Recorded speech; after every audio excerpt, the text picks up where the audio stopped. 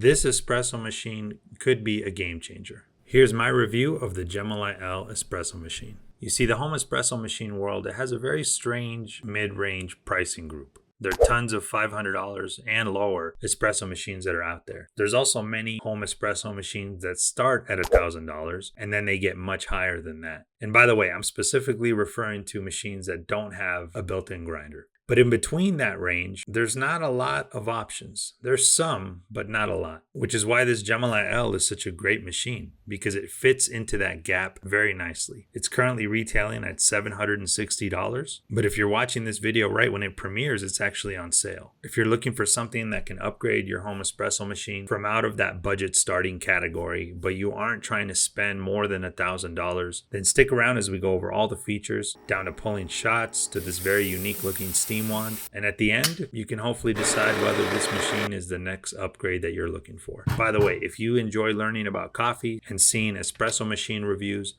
please subscribe and hit the bell icon.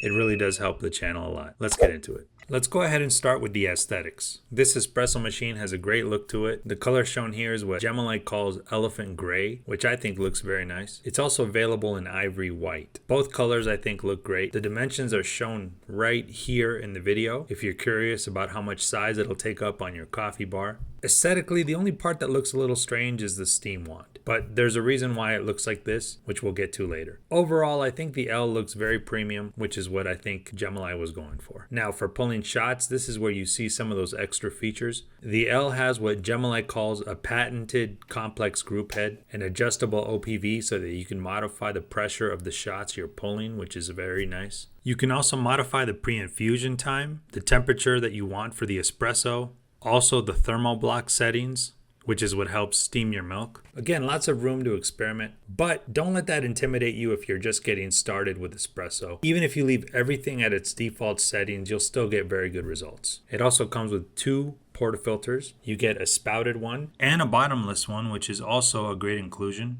Both have a solid looking and feeling wooden handle, and it uses a basket size of 58 millimeters, which is the most popular size for espresso machines. Here's the included tamper that comes with it. Has a very nice heft to it. It's metallic and with a wooden handle again. No plastic found here, which you would expect at this price range. All very nice. And again, you really do feel like you're outside of that $500 range we discussed and instead into this more premium category with the Gemilai Ele. Let's go ahead and pull a shot.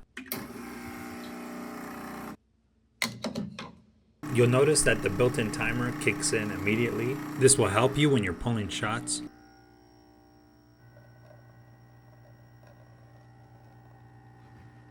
And this shot looks great. Now these beans were already dialed in, but I found nothing but consistent, high quality results with the shots that the Gemilai Ele pulls.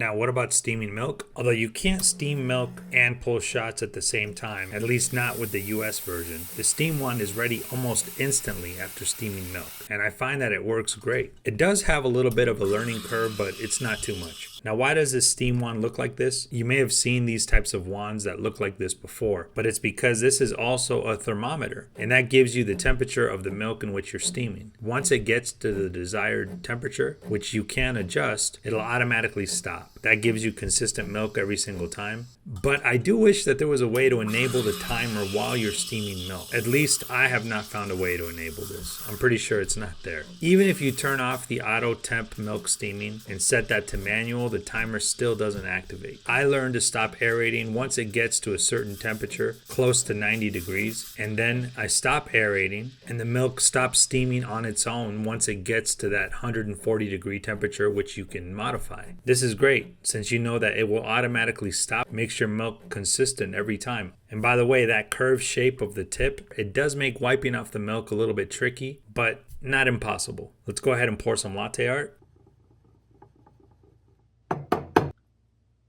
As you can see, the milk that it steams works great. I was going for a cappuccino here, so I let it get a little more foamy. Another win for this machine. The minor quirks of not being able to enable the timer during steaming and the fact that it's tricky to wipe the milk off, are all very minor things in my opinion, not deal breakers at all. Overall, I'm very happy with this steam wand. Now for some other features before we wrap up. There's lots of room on top for plenty of mugs. This top also stays very nice and warm without getting too hot, which is exactly what you want. The sides of the Gemilai L are also magnetic, so you can stick any decorative magnets or tools without any problem. The size of the drip tray is also decent, so is the water tank. Now, I haven't been using this machine long enough to trigger any descaling reminders, but Gemilai states that the system will alert you when it's time to clean. That's a huge plus for making sure that the machine stays in peak condition for the long haul. The L is also heavy enough that you can remove and add the portafilter in with only one hand. And finally, this is how long it takes for the machine to be ready when you first turn it on in the morning.